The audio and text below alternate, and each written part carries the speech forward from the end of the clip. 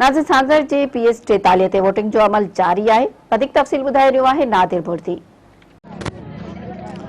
हाँ जी बिल्कुल PS 43 ते नंढी चूंड लाइ वोटिंग जो अमल शुरू थी है। वोटर पंहिंजो वोट कास्ट करण लाइ पोलिंग स्टेशन के ॿाहिरां पंहिंजो वोट जो इस्तेमाल करे रहिया आहिनि। मां तव्हांखे ॿुधायां त सांगड़ जे PS 43 ते जेको आहे कुल वोटरनि जो तइदाद 1,59,210 आहे। जॾहिं मां तव्हांखे ॿुधायां त इन खां अलावा जेको आहे पोलिंग स्टेशन जे ॿाहिरां सिक्योरिटी जा हिफ़ाज़ती इंतज़ाम सख़्त किया विया आहिनि। PS 43 ते टोटल जेके आहे उहा सिक्योरिटी आहे 1700 पुलिस एहलकारनि, जंहिंमें 98 लेडीज़ पुलिस एहलकारनि जेके इन वक्त ड्यूटियूं सर अंजाम ॾेई रहिया आहिनि। उनखां अलावा रेंजर जा जवान भी जेके पोलिंग स्टेशन के ॿाहिरां पंहिंजी ड्यूटियूं सर अंजाम ॾेई रहिया आहिनि। मां तव्हांखे ॿुधायां त PS 43 जी सीट जेके जाम मदद अली जे वफ़ात खां पोइ जेका सीट खाली थी, उनखां पोइ आहे जेको जो आहे जाम शबीर खान के PS 43 पीपल पार्टी जो उम्मीदवार आहे उनके मुंतखब किया हुआ है। जॾहिं त PS 43 ते जेको आहे PTY जो उम्मीदवार है मुश्ताक जोनी जो है। PS जाम मदद अली खान जो जेको आहे मुक़ाबलो सख़्त आहे। इनखां मां तव्हांखे ॿुधायां PS 43 ते जेको आहे टोटल 7 उम्मीदवार आहिनि जेके